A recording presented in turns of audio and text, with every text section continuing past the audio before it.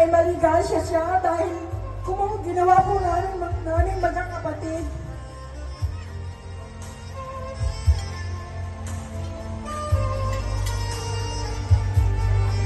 Sana po ay ang aming mga magulang ay maligaya kung saan man sila naroroon.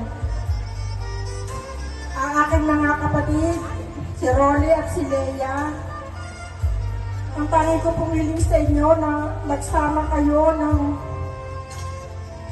mabuti, magmahalan sa isa't isa para po sa ating mga magulang.